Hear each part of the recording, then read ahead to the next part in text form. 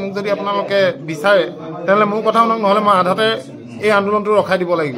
মই হাৰি যাম আৰু মই হাৰিবলৈ নাই শিকা জীৱনত। যদি আপোনালোকে এনেকুৱা কাম কৰে মই হাৰি যাব লাগিব, মই এৰি দিব লাগিব আন্দোলনটো। মই এনেকুৱা আন্দোলন নকৰোঁ যিটো আন্দোলনে আমাৰ অসমৰ ক্ষতি কৰে। এতিয়া আমি কমিশ্যনাৰ অফিচতে আছোঁ, আধা ঘণ্টা এটা বিৰতি লৈছোঁ। আমি আমাৰ মাজত কথা চলি আছে, মেমৰেণ্ডাম লিখি আছোঁ। আমি গভৰ্ণমেণ্টক এতিয়া দিম এইখিনি। তেওঁলোকে খুব এক্সপিৰিয়েঞ্চ দিছে, তেওঁলোকে পূৰা সহায় সহযোগিতা আমাক আগবঢ়াব। এইখিনি সময়তে মই সমগ্ৰ অসমবাসীক এটাই কওঁ, সকলো চালকক এটাই কথা কওঁ যে কোনো ধৰণৰ জেগাত অপ্ৰীতিকৰ ঘটনা নকৰিব। কোনো গাড়ী ৰখোৱা মেলা, গাড়ী ভঙা মেলা, জোৰ জবৰদস্তি কাম নকৰিব। ইয়াত বহুত খবৰ আহিছে, আমি বহুত খবৰ পাইছোঁ যে বহুত মানুহ ওলাই আহি পেলাই গাড়ী বন্ধ কৰিছে। আপোনালোকে ড্ৰাইভাৰক খালি বুজাব পাৰিব লাগে যে এই লাইচেঞ্চখন থাকিলে আমাৰ কি কি বিপদ হ'ব, আমি ড্ৰাইভিং কৰিলে আমাৰ কি কি বিপদ হ'ব, এই আইনখন কি হয় সেইটো বুজাব। আপোনালোকে গাড়ী বন্ধ কৰাৰ কোনো দৰকাৰ নাই। যিসকলে বন্ধ কৰিব স্বতঃস্ফূৰ্তভাৱে নিজে বন্ধ কৰিব। কোনো হিংসাত্মক কাৰ্যকলাপৰ পৰা সকলো বিৰত থাকক। মই বাৰে বাৰে কৈছোঁ, নহ'লে এই আন্দোলন আমাৰ বিফল হ'ব। প্ৰতিজন ড্ৰাইভাৰ, প্ৰতিজন চালকক কৈছোঁ, যিমান পাৰে শ্বেয়াৰ কৰক এই ভিডিঅ'টো। কোনো মানুহে অপ্ৰীতিকৰ ঘটনা নকৰিব, কোনো গাড়ীৱালাক মাৰপিট নকৰিব, শিলগুটি নামাৰিব, গাড়ী নৰখাব। যদি মন যায় গাড়ীখন ৰখাই ড্ৰাইভাৰক খালি বুজাব যে এই আইনখন কেনেকুৱা। নুবুজা ড্ৰাইভাৰো বহুত থাকিব, বুজাই দিয়ক। মুঠতে কোনো কথাত আপোনালোকে অপ্ৰীতিকৰ ঘটনা নকৰিব। আমাৰ এই গোটেই প্ৰচেছটো বিফলে যাব। আপোনালোকে আমাৰ লগত থাকক, আমি আপোনালোকৰ কাৰণে লাগি আছোঁ। আলোচনা চলি আছে, সকলো দল সংগঠনৰ বিষয়ববীয়াসকলে ইয়াত বহি আলোচনা কৰি আছে। অলৰেডি আমি কৰি আছোঁ। অলপ পিছত আমি সবিশেষ জনাম সকলো অসমবাসীক। মুঠতে কোনো মানুহে অপ্ৰীতিকৰ ঘটনা নকৰিব, কোনো গাড়ী চাৰি নৰখাব, গাড়ী নেভাঙিব, গাড়ী জোৰ জবস্তি নকৰিব, কোনো ড্ৰাইভাৰক মাৰপিট নকৰিব। বাৰে বাৰে অন্তৰৰ পৰা কৈছোঁ, আমি হিংসাত্মক কাৰ্যকলাপৰ পৰা আঁতৰত থাকিব লাগে। এই কথা সকলোৱে মানি চলক। সকলো জেগাত কৈছোঁ, দলগাঁও, কলিয়াবৰ, লংকা, হোজাই, ধুবুৰী, সকলো ঠাইতে অলপ উত্তপ্ত পৰিস্থিতিৰ সৃষ্টি হৈছে। সকলো চালকক মই কওঁ, আপোনালোকে নিজৰ নিজৰ সকলো চালকক কণ্ট্ৰল কৰক আৰু এই বন্ধটো কোনো ধৰণৰ হিংসাত্মক কাৰ্যকলাপলৈ নিনিব। এইটো এখন আইন আমি বাতিল কৰিব লাগে। তাৰ কাৰণে আমি সুস্থ শৰীৰে আমি আগবাঢ়িছোঁ, আমি কৰিম, কথা দিলোঁ। আমি কেতিয়াও নিজৰ কথাৰ পৰা বিচলিত নহওঁ। আপোনালোকক কথা দিলোঁ। এতিয়াও আমি কমিশ্যনাৰ অফিচত আছোঁ, আমাৰ আলোচনা শেষ হোৱা নাই। মুঠতে আমি মেমৰেণ্ডাম দিম। ইয়াৰ পৰা ওলাই গৈ যি ক'ব লাগে মই ৰাইজক ক'ম।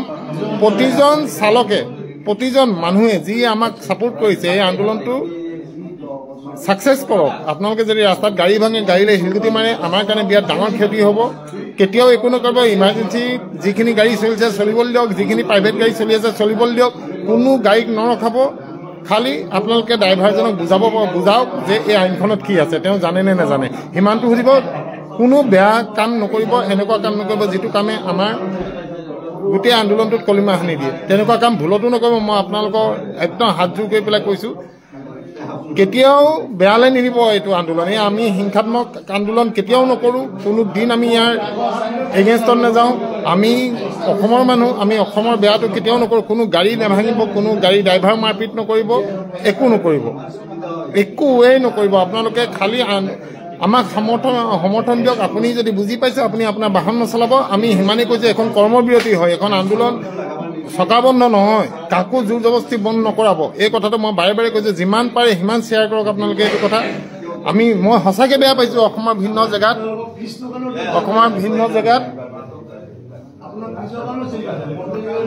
জেগাত বহুত বেয়া বেয়া কাম হৈছে। গাড়ী ৰখাইছে, গাড়ী ভাঙিছে, কোনোবা ড্ৰাইভাৰক মাৰপিট কৰিছে।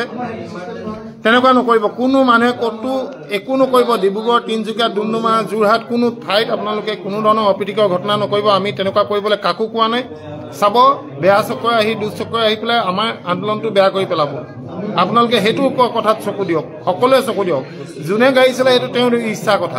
আমি চকা বন্ধ দিয়া নাই। আমি কৰ্মবিৰতি কৰিছোঁ। যিসকলে আমাৰ লগত আছে তেওঁলোকে কৰ্মবিৰতি কৰক। ৰাস্তাত গাড়ী ৰখোৱাবলৈ মই কাকো কোৱা নাই। যি চলিছে চলিবলৈ দিয়ক। কোনো গাড়ী ৰখাব নালাগে, ভাঙিব নালাগে। মই বাৰে বাৰে কৈছোঁ, আপোনালোকে মোৰ কথা শুনক। যদি মোক আপোনালোকে ভাল পায়, মোক যদি আপোনালোকে বিচাৰে, তেনেহ'লে মোৰ কথা শুনক, নহ'লে মই আধাতে এই আন্দোলনটো ৰখাই দিব লাগিব। মই হাৰি যাম আৰু মই হাৰিবলৈ নাই শিকা জীৱনত। যদি আপোনালোকে এনেকুৱা কাম কৰে মই হাৰি যাব লাগিব, মই এৰি দিব লাগিব আন্দোলনটো। মই এনেকুৱা আন্দোলন নকৰোঁ যিটো আন্দোলনে আমাৰ অসমৰ ক্ষতি কৰে। মই বাৰে বাৰে সকলো ড্ৰাইভাৰ চালকক কৈ আছোঁ, আপোনালোকে কোনো ধৰণৰ হিংসাত্মক কাৰ্যকলাপ নকৰিব। সকলো ঘৰত সোমাই থাকক। নিজৰ ল'ৰা ছোৱালীৰ লগত থাকক ৰাস্তালৈ ওলাই আহিবলৈ কোনো দৰকাৰ নাই নিজৰ বাহন নচলাব নিজৰ কৰ্মবিৰতি পালন কৰক আপোনালোকে যদি আমাক ছাপোৰ্ট কৰিছে ৰাস্তাত ওলাই আহি বেলেগক মাৰধৰ কৰাটো কেতিয়াও যুক্তিসংগত কথা নহয় কেতিয়াও ভাল কথা হ'ব নোৱাৰে মোৰ কথা শুনক আপোনালোকে মই আছোঁ যেতিয়ালৈকে মোৰ কথাৰ পৰা মই বিচলিত নহওঁ যদি আপোনালোকে বেয়া কাম কৰে তেনেহ'লে আন্দোলনটো আধাতে আমি বন্ধ কৰি দিব লাগিব তেতিয়া কিন্তু মোক আৰু নেক্সট টাইম কোনো প্ৰশ্ন নুসুধিব মই সকলোকে হাতযোৰ কৰি কৈছোঁ অপ্ৰীতিকৰ ঘটনা একো নকৰিব কোনো মানুহক আপোনালোকে দিগদাৰ নকৰিব চলিবলৈ দিয়ক যাৰ মন গৈছে চলিবলৈ দিয়ক কাকো নৰখাব মই বাৰে বাৰে কৈছোঁ এই ভিডিঅ'টো যিমান পাৰে শ্বেয়াৰ কৰক ভগৱানৰ কাৰণে এই আন্দোলনটো সফল হ'বলৈ দিয়ক নহ'লে আন্দোলনটো সফল নহ'ব